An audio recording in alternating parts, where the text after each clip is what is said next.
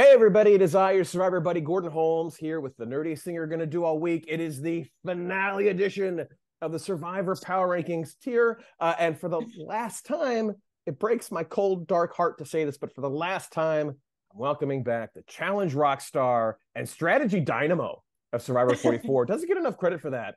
Talking about Frannie Marin. Frannie, welcome. Oh, thank you. I'm devastated. Can this season go on for long? I'm like, it's kind of not hitting me yet that this is the last one. Oh, I don't have anything to wipe my tears with. A UPS, sorry, we There you missed go. you. Note. Oh my goodness. And you're probably wondering, where the hell's Gordon? Good question. I'm actually in a hotel in Atlanta, Georgia. I'm here for DreamHack, which is a gaming convention that takes place. I'm here with Gold Star Gamers. If you're unfamiliar with that, I'm on the advisory board for here. I'll show up there. Look at the logo. Gold Star Gamers is a nonprofit organization I'm on the advisory board for that raises funds to bring hope and healing to children who have lost a parent in the military. It's really just an amazing organization. They host esports tournaments, get-togethers, mentoring for these children, helps them build their own little community of people who've had similar situations to themselves. So we've been here all week raising funds, meeting a lot of people, making some good connections, watching some esports, drinking. Like, they give you these for free on the floor. That's a mistake. So my rankings might be super fast. This is Just about to be FYI. crazy. Yeah, just hold like, on to your hats, everybody. You don't know what you're in for. But I'll put a link down below, goldstargamers.org. I'd love for you to check it out. It's such a worthwhile organization. I'm so proud to be on the advisory board. But yeah, that's why I'm here in a hotel in Atlanta. And that's why my wife is home alone with my insane toddler. She's probably driving her nuts. So see, I got so much sleep last night. Uninterrupted sleep. Which since I've been a parent is rare. I slept from like 10 p.m. to 7 a.m. and I didn't have to get up to take anybody to the bathroom or get anybody a cup of water or sometimes just put the blanket over her head. She wants to hide. She goes, I want to hide. Well, it's like, yeah, dude, put the blanket over your own head. You're 3. Still not enough. So I'm rested and I'm caffeinated. Is this a dangerous combination? I'm feeling, I think mathematically I can't. I was going to say, yeah, but if I had the potential to lose, I'd be concerned right now. Right. If it was feasible that you could lose, which mathematically it is not, then you should be very worried. Only thing is that true? What's my lead? So is that true? You calculated it? All right. Okay, we'll get into that. So let's go through it number by number. No, just kidding. Frannie had Drew in spot 6. I blew it. I really thought the 3 before was going to stick together and vote together. I had Drew in spot 2. I also thought they would be, if I thought worst case scenario, Drew Austin would sniff it out and they would play the idol correctly. Yeah. So the current score is Team Marin 109, Team Holmes. Team Holmes can't possibly catch up. So usually it's not until after the finale I get to say this, but congratulations, Frannie Marin, the Survivor 45 Power Rankings champion, well deserved. Thank you. So not just a challenge beast, not just a strategy dynamo, but a Power Rankings goddess is where. Yeah. That's put that on my gravestone. That's all I want. Thank you. So yeah, I won't be your maid of honor unless you come back and play again and I win, and I would cheat. I would totally cheat. I'm not above that. But Frannie did for the honor. Frannie did say I could write a limerick for her wedding. So there's that. So yeah, I'm still riding the high of the limericks from last week. I rewatched our video a couple times because it was so much fun. Your limericks were so good. It was a masterclass. It's a gift. Yeah. It's truly, most people who dabble in Survivor and video gaming tend to be really good at limericks. So so even if I didn't win the Power Rankings, but if there was a limerick crown, then I think it's mine. So you hands down, no doubt about that. Yeah. And maybe this will be a thing going forward. And truly, Frannie and I, like, we talked before this because we're best friends now. I was like, this is it. This is your last time. It's not Frannie's last time. Whether she wants to or not, next season we're dragging her back to pinch hit for me because Owen. I meant to do it with Owen too. We just never got around to it. But Owen and Frannie, I don't care if you don't want to do it. I will find you. And we will make it happen. Yeah. It's just been so much fun. You've been so great. And I hope the people watching this appreciate that this is a real commitment. Like, this is more like, an hour of your life filming as well as writing your things every week for, entire run of a TV show. So Frannie, I cannot express my gratitude enough for you. You're great. and obviously you're super good at it. But yeah, but speaking of limericks, we did go through the comments and pick out our favorites. Frannie, do you want to start us off with your favorite limerick from the message board? I will. I will. Yeah, it was very fun to read through people's limericks. I also and I think the person whose limerick I'm reading is one of these people. I love the people who just wrote a limerick and did not do the power rank. Just here for the limericks. So this is from Glenn Rush. Yep. All right, I gotta it's not mine. You know what I mean? So I kind of gotta get in the headspace. It's your interpretation. It's your interpretation, which as a performer, I know. All credit goes to Glenn. Drew, who is sometimes Basile, got caught attempting a real big crazy move. He's something to prove, but he might end up Julie's next meal. Okay. I liked that. I was the one who was like, I couldn't get there with Basile. I couldn't get that rhyme to work. And there was a lot. And mine is actually Basile as well, which is so impressed. Eric Swain, who does do the rankings. I like to think we were talking there's a Venn diagram of people who like Survivor and people who like limericks, and the little sliver is where we found the people. This is what Eric had. There once was a man named Basile whose strategy chops were quite real, but then his plans blew up and he almost threw up, and now he's become the fourth wheel. Boom. Oh, that's a good one. That's a really good one as well. And nobody's going to care about this except Frannie. We were so bummed we didn't have a microphone last week to drop. Yes, we decorated our Christmas tree, and at the bottom of a box of ornaments found a microphone from the video game Rock Band. I was like, where was this? No, the perfect prop. And 2 days later, I'm so mad. Isn't that the way? The universe is laughing. It's laughing at you. That's what's the happening. Way. So next season, when we do limericks, I'll have that microphone ready. Yeah, I actually think no matter who does this next season, I think you should actually force them to do. Maybe this can be a tradition. What was that? The final six limericks. Final six is limericks. And it runs. Oh, I didn't even realize that. Nobody's gonna believe that was an accident. Not a single. Yeah, no, okay. I've been meticulously planning that for the past 12 weeks. Actually, for this moment. It's legitimately all she will talk about. So I'm glad that's finally out into the world. Frannie, I adore you. I'm sick of hearing about your final six limericks. I'm done. That does have a ring to it. Final six limericks. All right. Ooh, yeah, so that's good. Really good. Let's check out the message board, see how everybody did. Quite a few people were with Frannie and called it. Linda Walkup, Kristen Dicker, Socially Awkward Potato Dog, love you, Potato Dog. Just Kyle all had Drew in spot 6. Spot 5, Eric Swain, he of the wonderful limericks. Scott Waldo, Alan W, Brandon Davies, Andrew Gulia, Jag519, Logan Smith, Survivor Drip, Cats Rule the World, Sea Blazer C, Joel M. Gallagher, Kevin A, Mal Sparks, Vincent Maestas, Dr. Death, and JP15 is me, had him in spot 5. Spot 4, Jenna Dam, Lucas Cantillis, Kate the Great, Nadia X01, Survivor Gangster, and Eric Chavez. Spot 3, Carpe Diem, Chris Hamilton, and Trevor the Therapist. And I was really worried I would be alone in the spot 2, and I was not. I saw this. So, Abstract J3 and Damn Daniel, thank you for not leaving me alone. If we're willing to accept it, and I definitely am, here's the internet hug for everybody. Yeah, no, you need it too. You need it too, Gordon. I do need. I was like, tell me I was on the last episode. I was alone. In spot 2. 2 is insane. 2 is insane for Drew. At the time it. Yeah, I mean, I guess at the time it made more sense, but retroactively, wow. Yeah, I can't believe they didn't sniff it out. And damn Daniel, real quick, 4th consecutive week in the last spot.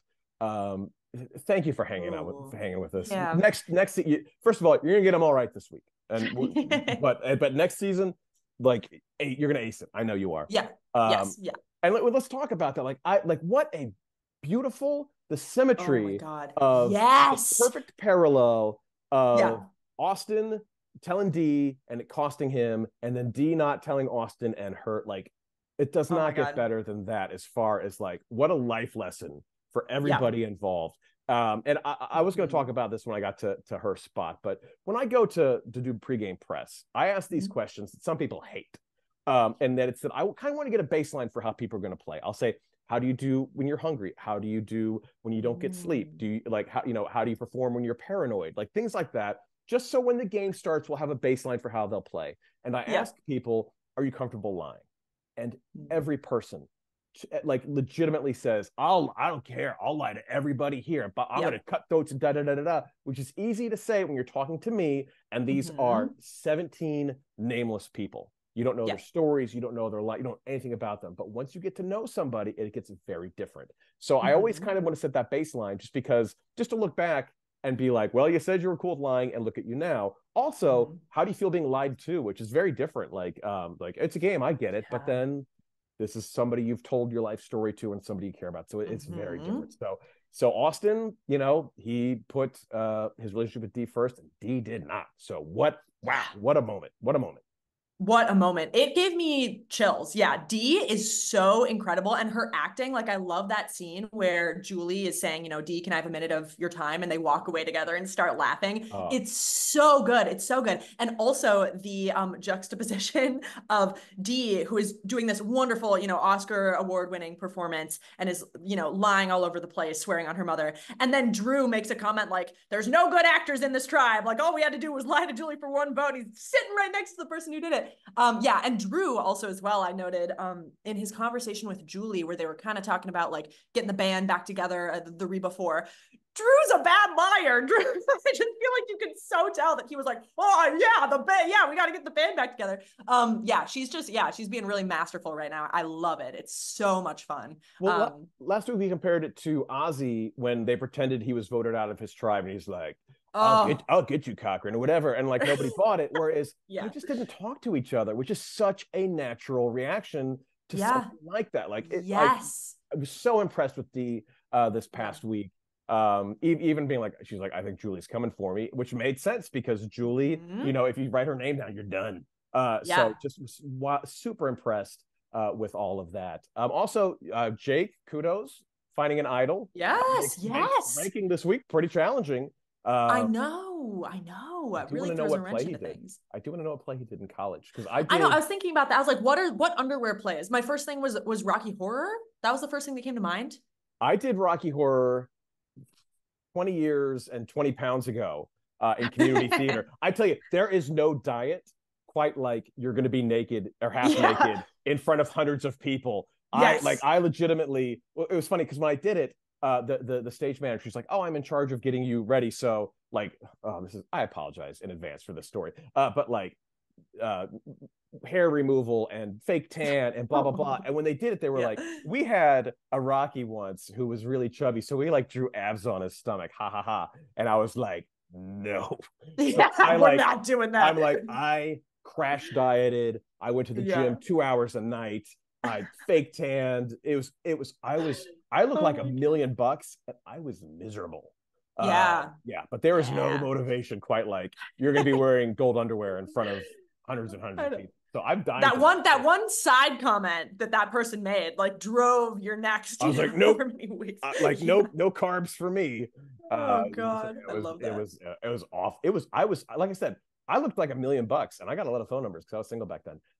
But was miserable. Like just It's hard. It's hard to like maintain that. Like the way that Austin looks, like I don't know what his routine is, but like it's tough stuff, really. It broke fitness for me. Like I legitimately used to enjoy like going to the gym or going jogging and things like that. But like by the end of the run of that show, I was like, I immediately put all the weight back on and like didn't see the inside of a gym for like a year. So this is kind of a going off. This, limericks are why people come here. Gordon's diet history. So I get it. We're getting all the niches this week. It's really All right. The rules of the Survivor Power Rankings finals are as follows. Our two combatants will rank the players based on how we think they will finish the season. The fifth person will be the first person eliminated on Wednesday's episode. And the first person will be who we think is the overall winner. Each correct placement will net the players 2 points. We will treat spots 2 and 3 as the same in case there's a tie. And when it's all said and done, the person with the most overall points for the season will be named the Survivor 45 Power Rankings Challenge Champion. Now, the only way I can possibly claim that title is if Frannie has some kind of accident between now and then, which I don't think will happen. And I don't want to happen. But mathematically, best I could do is 10 points and her 0 points. And that ain't going to do it. That's not gonna, like if you look at the score, is it over there? If you look at the score, it ain't going to happen. So again, congratulations, Frannie. Well played. Thank you. Yeah, Gordon's score of. All right. So Frannie, we're going to go in reverse order. We'll start with 5 and finish with 1. Who we think's going to win? Frannie, you want to start us off? Yes. Okay. So, and by the way, I just need to say to all the, power rankers of past, like, good job, because this kind of boggled my brain this week doing it in this way. So it's just like, whoa, it's confusing. Yep. But in my spot 5, so the person who I think will be eliminated 5th place in Wednesday's episode, I have Katurah, and I have her here because now that Drew is gone, kind of do see Julie, Austin, and Dee staying together. I think each of them feels that they can beat the other two in a final tribal. And I feel that they will be incentivized to go together because Jake and Katurah have like a different story than them. And so if the jury is against what Reba was doing, then it doesn't behoove them to have an old Bello who the jury might be more sympathetic toward. And I think that they will see Katurah as more of a threat to them and their winning potential than Jake, who I think they feel is maybe like defanged at this point, as I've talked about in previous weeks. So yeah, so I have Katurah here. I noticed in the next time on, there's a brief line of her talking to Julie and saying, we need to target Dee now. I think that's a red herring. I think that information will immediately get circled back to Dee because that's Julie's just going to go right to Dee and tell her. And then I think that will be the fire that will prompt them to target Katurah. That's just kind of how I see this going. Yeah.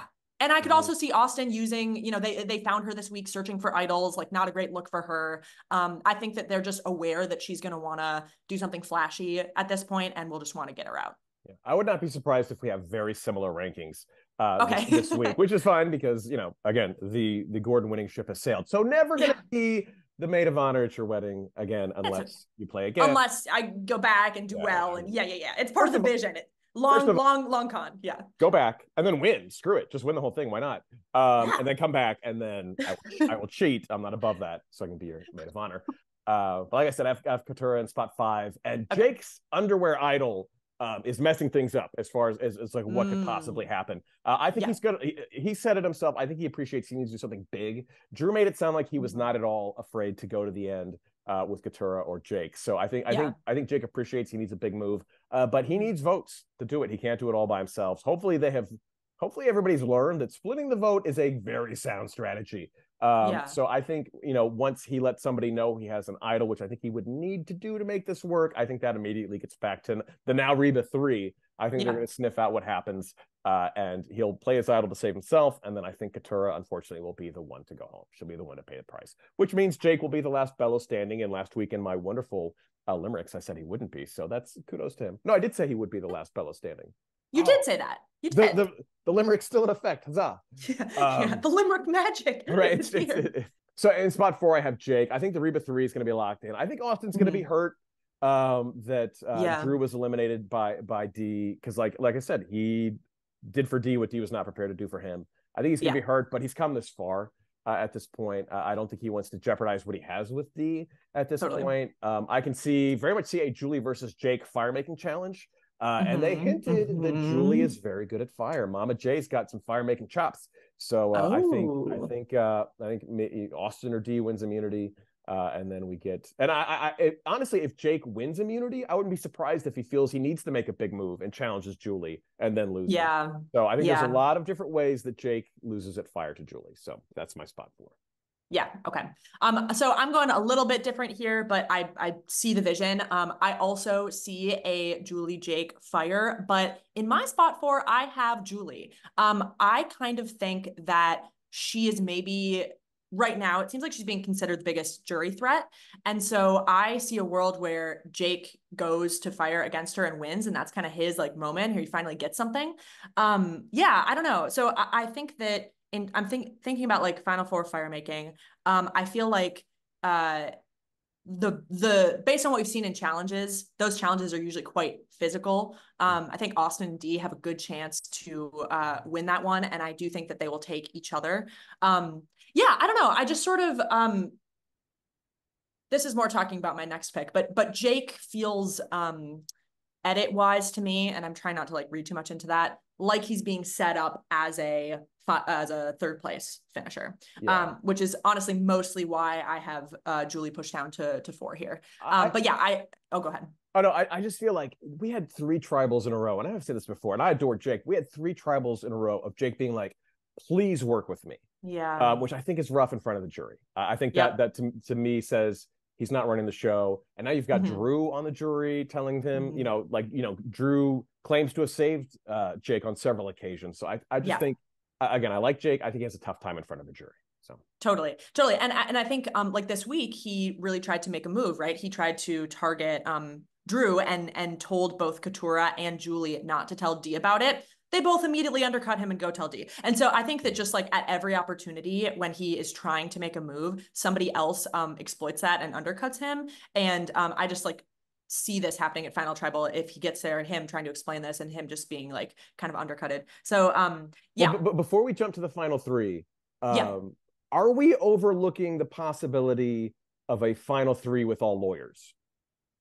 Oh, okay, that's a really good point, because it's like, why did they still why is that scene in there where they're talking about, episode 1 and episode 10, we have Katurah talking about how she's lying about being a lawyer. It's just kind of funny that this is like a through line through the whole thing. I love the idea of Jake, like Julie and Katurah both give amazing speeches, and Jake's like, "That's so impressive. I thought I was good at speeches because I'm a lawyer." And they're both like, "Well, now it can be told. Now's a good time to tell you." Yeah. And they drop the rock band mic. The rock band mic. Yeah, it was true. Hiding in the box of Christmas ornaments. Yeah, the really good prop. That would be, man, that would be really insane if that were to happen. But yeah, I just kind of don't see it. So in my spot 3, I have Jake. I just feel like everything we've seen from him, I love Jake. I think he's a wonderful narrator, but I think it does not bode well for him that he was being targeted so heavily at early merge, and then now like not at all, like, whispers. I think that really points to the perception shift of the people around him, that he's no longer a threat. He has no leverage to do anything. So it's a bummer because I really like Jake, but I see him in this position, and his idol does make things interesting, but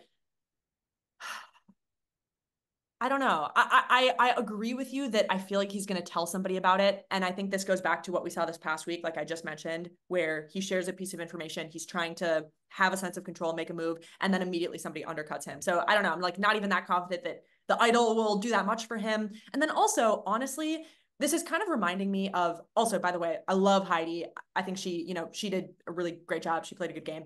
But I think that there was a perception around her, at least from my perspective, that she wasn't doing a ton. And she makes this really great Final Four fire-making move. She wins. But there's a certain point where like it's not enough. Wasn't enough for me to vote for her. And I think for Jake, even if he does something really wonderful with his idol or beat somebody at fire, I think it's too little too late. I see him in that third place spot. I think Jake's legacy in this season is going to be, he needed a solid number 2. He had really interesting plans, and he had wanted to do things, but he never had anybody he could completely trust with those plans. So that's probably going to be Jake's legacy. The other thing I want to mention with Jake that's interesting, I love how he just like so wants a tie. Like he really wants to go to rocks. And I feel like it's because he it would have been interesting if that had happened this week, if they had done a 3-3 and he would have had to persuade Dee or Austin to change their vote, because I do think that Jake feels that he is a good performer and can speak well. And I think he really wanted that moment to happen in front of the jury. And the fact that he didn't get that, like, I don't know, just it's a bummer that it was a missed opportunity. He's like, I'm a lawyer. I did plays in my underwear. I'm a pretty good performer. Yeah, it's the perfect combination of things. Yeah.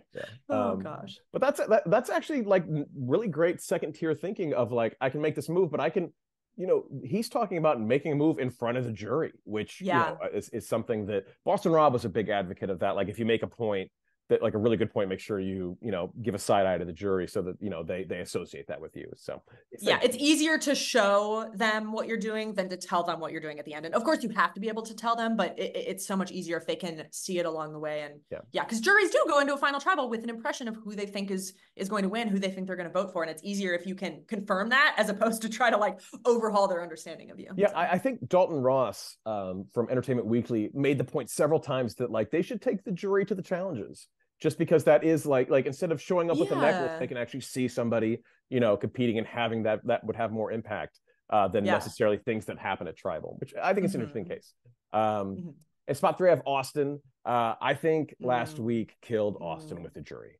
As I was Yes. watching it, and he Yeah. plays the idol, and then like he didn't say who he was playing it for, and Prost is like, "What are you doing, buddy?" And he's like, "Oh, it's for me," and you're like, "Oh, okay, bye, Drew." Yeah. So I think, the story that they're gonna get is that Julie and Dee like work their magic, and for all of the bag of tricks that Austin and Drew had, none of them worked in their favor. I think the jury's going to appreciate strategy. I think they're going to appreciate big moves. I think Drew will and probably should take credit for a lot of that between the two of them. Yeah. I think it looks really bad that D got the best of them. Mm-hmm. If they're head to head, I think just like Boston Rob, he'll get the girl, but he will not get the million. Yeah. Yeah. I like Or that. I maybe like he'll that. get the million 3 seasons down the line. Right. With a cast of people who's set up to help him win. Yeah. Yeah, It's really interesting to think about the set up jury to because help like him win. tell me I'm wrong, tell me I'm wrong. Allegedly, Allegedly. Frannie, Allegedly. Yeah, sorry. you trying to get us Sorry, killed? conspiracy You trying to tin get? hat. Yeah. I got to turn the logo to the monitor so the Yeah, people at Monster. yes, it's sponsored by Monster. But yeah, it's interesting to me as well to think about this jury, and what they will respect out of their winner, and also who will be kind of stumping for who. Because like Drew, I'm actually not clear on like if Austin is there. I don't know if Drew tries to undercut him by claiming credit for some of the moves they made together, or if Drew wants his buddy to win and builds Austin up. So I'm just curious to see how that plays out from kind of a lot of these jurors. I'm like not exactly clear who they would support. Bruce would have voted for Emily. So I think there are a lot of Yeah. like, Mm-hmm. no hard feelings, who play the best game. And Yeah. so in that's, choosing between my final two was pretty challenging. I think we have the same final two. Don't know if they're in the same order. I've got Julie in spot two, and I had a real tough time picking between the two of them because Julie, had the flashier moves. Yeah. But I think what it comes down to is I think if Dee can convince the jury that she was the mastermind behind Julie's idol play, which she was, I think she wins it. And here's the interesting thing is like Julie and Dee are so close, and Julie has said that she would be cool with Dee winning. Does Julie fight that assertion? If Dee says, I went to Julie, I said, play your idol, I'm going to vote for you, and we're going to hate each other, is Julie going to fight that? Because that is exactly what happened. If Julie's interested in winning, then the friendship, she could be like, I have no idea what this lady's talking about. But I don't think that's the kind of relationship they have. And I think if Dee can take ownership of that move, can take ownership of what happened between Austin and Drew in last episode, I think Dee's the winner. So I got Julie in spot two.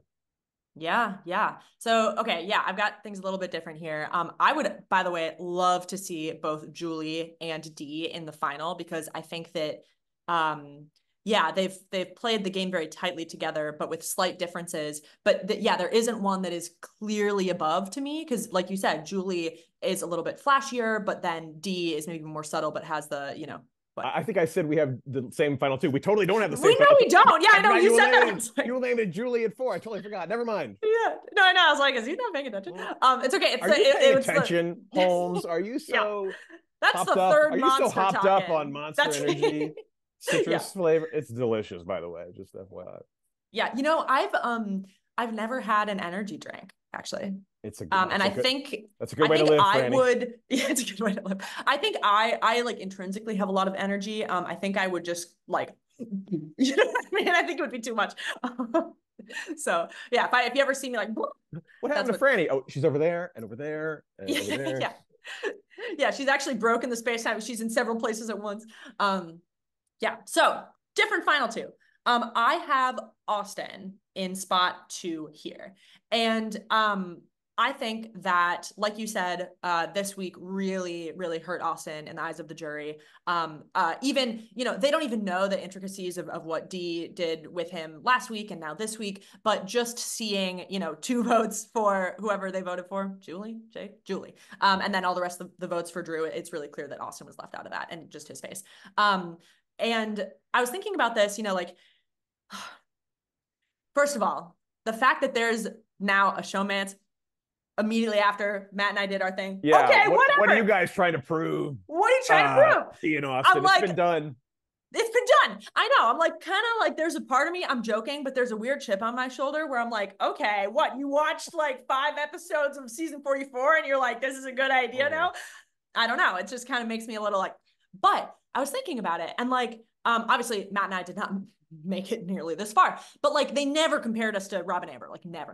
And I'm like, why are they running this back again and again and again, the Rob and Amber flashbacks? And I feel like it's building to a D win Austin lose in the exact same way that we had with Rob and Amber. Like I just feel like narratively that would be epic to have this comparison. So as foretold in the limerick, as foretold in the prophecy. That's the word. But yeah, so I think that Austin's like best case is if he's there with like Katurah and Jake, because then he can kind of claim credit for everything that Reba did. But I don't think that he makes it there. I think he's still like we said, going to be hurt after this week, but I think he's still kind of gaga for D. And if he wins Final Four firemaking, I think he's bringing her, even though he probably shouldn't. And I can just see a world where if they're there together, I think D is going to speak really, really confidently about her game, be very like specific about the things that she did. And I think Austin's going to kind of be like, oh, you know, I still think he doesn't realize that she told Julie about the plan the other week that caused Julie to play the idol, which by the way, oh my gosh, so interesting this week that Julie did not give up the fact that it was Austin's idol. She's asked like where she found it. She's like, that's a long story. Really curious to see. Where are we going to go? Like, what do we have out here other than time, Julie? Yeah, exactly. I like how they're like, okay. Okay. But yeah, curious to see if that comes up at tribal council. I'm sure it will. And if so, like how? Because yeah, if that comes out as well, that Austin just kind of gave her not only an idol, but like the more powerful one, really undercuts what he's doing. And I think he played a great game, but I just don't think he stacks up against D if they're there together. And so in my spot 1, I have D. I almost hesitated to put her here because it's like, it feels like a little too obvious. I'm like, is this me saying like Jesse's gonna win season 43 and then we're gonna have like a Gabler like, you know, sniper situation? But I just think that we've been shown so much of her game. She's played really masterfully. I noted in your exit interview with Drew this week how his word for her, I think, was like intuition. And he commented how she's like so intuitive and can really like wears her emotions on her sleeves, but can really tell when something's wrong. And I think that everyone probably has felt that from her and feels a connection with her. And we've seen she's bold, she's direct. She's very like specific about the choices that she makes, the things she chooses to say and the way she chooses to act. And I think all of that will like come together for a really great final tribal performance. Yeah, I want a D win. I want it to happen. It's spot 1, I have D as well. Yeah. And my first memory of D this season was when we kind of learned about the Reba 4, and I don't remember the exact details, but Drew and Austin had found an aisle or something like that, and D had realized they were lying to her. Yes. And instead of blowing it up or making she sat back and let the game come to her, which to me is like 40 Chess Survivor. Like totally. I remember being so impressed. And you know, watching this past week, I said it was the perfect parallel. Like Austin gave up the goods and it cost him, and D kept it inside and she won. So just again, like I said, you know, it's tough to lie to people you know and you have come to care about, which proved to me that, you know, she's here to play the game, she's here to win, she's a strategist. I think we have a jury that appreciates that. Totally. I don't necessarily buy into the thing where like, well, Julie's the mom and people are going to be mad because their mom lied to them. They're all adults. I said, I think there's a group of strategists, people who consider themselves strategists, appreciate strategy, and D, just so impressed with her. And I think the jury, she could buy a lot of jewelry with $1 million. I'm just saying. I think the jury is ultimately going to respect it, and I think they will ultimately reward it. Yeah, she's been doing so well, and like you said, like everything that she's doing, masterful, so hard to do in Survivor, so easy to do from your couch, so hard to do when you're hungry and you're tired, and yeah, it's really, really good. So my concern going forward, if somebody else is cast with a giant toe, they're going to vote that person out immediately. Yes. Don't risk it. Yeah, they're going to look at it and be like, you're done. This can't happen. All right, this is it. There's nothing else to do. Like, it's out of our hands. The picks are locked in; they cannot be changed. Look at the mirror. I know, right? It's like the lighting here is weird. I feel very. Yeah, there's also a lot of there's like a color consistency. It's very taupe. There's a very taupe thing going on. I miss my ring light. I'll say that. Yeah, I really miss it. But yeah, it's all locked in. It's all over but the shouting. Frannie Marin, you're 45 champion. Well, this locks of the week. We both think Katura's out first, and we both think Dee's taking home that big $1 million check. She could buy some big socks with that kind of money. And Dispirited. You're just on the toe. Your first instinct, go to toe. People are gonna think like Gordon's got some kind of fetish. And the truth is, this is that might sound like the start of a horrible sentence, but it's gonna be fun. I know. I don't like where this is going. I know my wife like loves to have her feet rubbed, and I happily rub her feet, but like it doesn't do anything for me, which is a shame, because I spend so much time rubbing feet. But it's not like my thing. It's just a funny thing to talk about, having a giant toe. And during exit press, she's gonna be like, we don't have to talk about my toe, do we? I'm like, we're fine. Don't worry about it. She's gonna be dreading my exit interview because she knows it's coming. You're gonna say Toastin to probably D and Austin, and they're gonna be like, "What are you saying?" I am. They're gonna love it.